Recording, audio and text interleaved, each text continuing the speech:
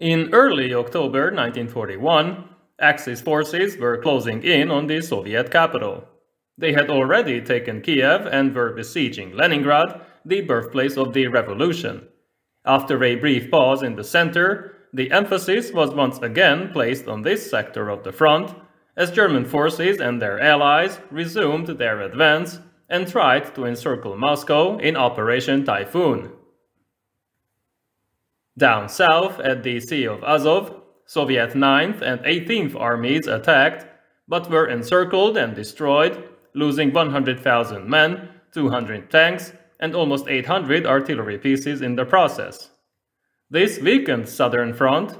Kharkov then fell on the 24th of October, along with the Donbass. Up north, Finnish forces approached Murmansk and took Petrozavodsk, reaching Lake Onega.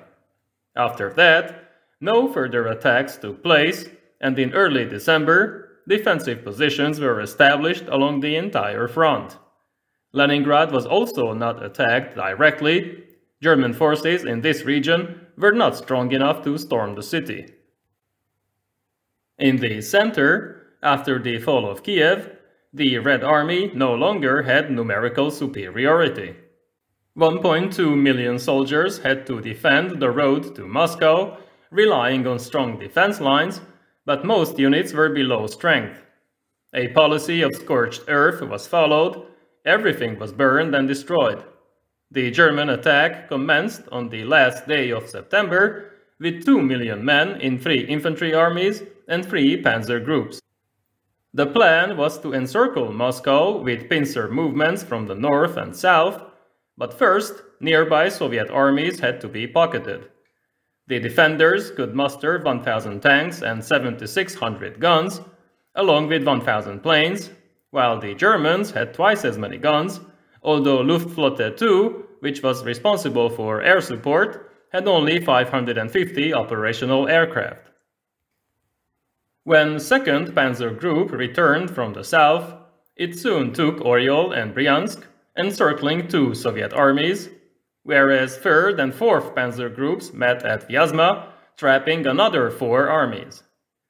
These units continued to fight, so 28 German divisions had to be used to contain them, giving time for Stavka to reinforce the remaining 4 armies with fresh infantry and tank divisions from Siberia. By mid-October, 3rd Panzer Group was within 140 kilometers of the capital, but they were then slowed down by the first snow that quickly melted, turning dirt roads into a sea of mud. Soviet counterattacks continued even after losing 500,000 men, and while the evacuation of government and military offices from Moscow to Kuybyshev began, total collapse, what Hitler anticipated, did not happen. Instead, the Western and Reserve fronts were combined, Marshal Georgy Zhukov was put in charge of them, panic in Moscow was contained, and a new defensive line at Mozhaisk was prepared. 4 Soviet armies with only 90,000 men were manning this line, while 250,000 civilians dug trenches and erected obstacles around Moscow. The German attack resumed on the 18th of October, capturing Kalinin in the north and Kaluga in the south. This was followed by a frontal attack, and Mozhaisk itself soon fell. Zhukov was forced to retreat towards the capital. The German plan called for the rapid capture of Tula, but this could not be achieved due to strong resistance, logistical and supply issues, and bad weather. By then, German units were at 50% strength, losses could not be replaced, and only 1/3 of their motor vehicles were functional. The panzer groups were now panzer armies, but they had lost their edge. I will explain that in another video. The Luftwaffe still ruled the sky, but Soviet air attacks intensified. Despite the ongoing invasion, the traditional military parade in Red Square was still held on the 7th of November. They marched directly to the front, where Klin and Tula were reinforced with another 100,000 men.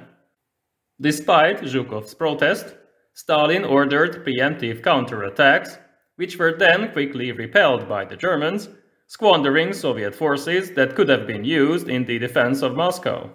However, both sides were exhausted.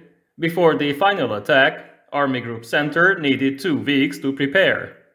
By then, a triple defensive ring surrounded the capital, Soviet armies had reserves, and they concentrated their firepower along major roads where German attacks were expected.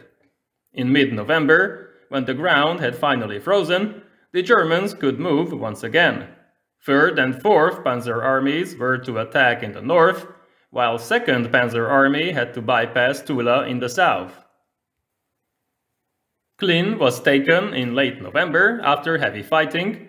7th Panzer Division then established a bridgehead on the opposite side of the Moscow-Volga Canal, only 35 kilometers from Moscow. In the south, 2nd Panzer Army under Heinz Guderian was able to advance slowly, even without winter clothing, but a strong Soviet counterattack pushed them back. In early December, once the pincers failed, the Wehrmacht attempted a direct attack from the west with limited tank support, but initial progress soon stalled due to stiff resistance. Here, a French unit fighting on the German side, the 638th Infantry Regiment, suffered a 40% loss before reaching the front line, as they lacked winter clothing and motor vehicles. Temperatures plummeted to minus 45 degrees Celsius, so it is not surprising that more than 130,000 cases of frostbite were reported among Axis forces. Weapons and vehicles stopped functioning, horses collapsed, thousands lost their nose and/or eyelids. Both sides suffered, but the Soviets were better prepared for the harsh winter.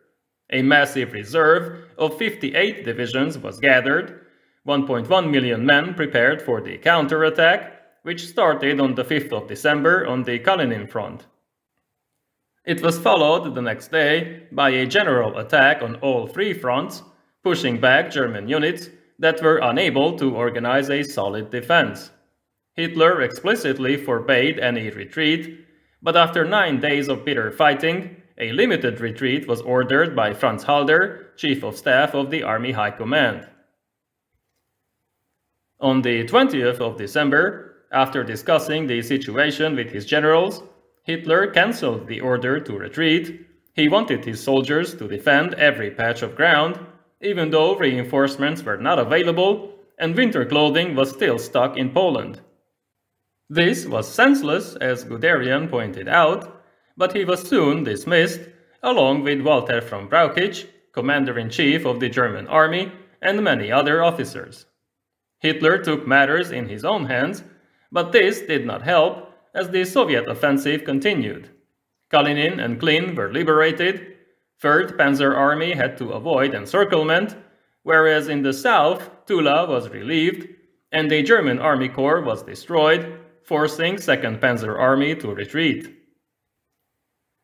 Due to the extreme cold and logistical issues, the Luftwaffe practically vanished from the sky until early January. It could not provide support to the ground units. Once the skies cleared, more bomber groups arrived, while more than 100 transports were used to evacuate surrounded forces and improve the supply lines. Army Group Center's total collapse was averted, but the Soviet counteroffensive stopped only when the Red Army itself ran out of reserves on the 7th of January 1942. The front was pushed westwards by 150 to 200 kilometers, but a salient remained at Rzhev, so Moscow was still considered to be under threat.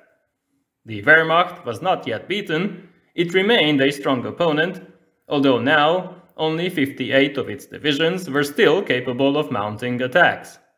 It was no longer possible to initiate a new offensive along the entire front. In 1942, Axis forces had to focus on a single sector. Casualties were indeed high on both sides. Between late September and early January, more than 600,000 Soviet soldiers were dead, wounded, or missing, although some of them were shot by NKVD units that were supposed to punish retreating cowards and self-shooters. German reports show 36,000 killed, 129,000 wounded, along with 10,000 missing, but unofficial reports include much higher numbers. According to Guderian, more German soldiers were lost to the cold than to the enemy. More importantly, German industry was not able to replace losses in tanks and airplanes. Both the army and the air force gradually became weaker with each passing month, while the Soviet economy kept delivering new weapons at much higher rates. This was a war of attrition from the start, one that Germany could never win. I will continue to discuss major events at the front, but I will also look at individual units and weapons as well to keep a healthy mix. Thank you for watching. See you in the next one.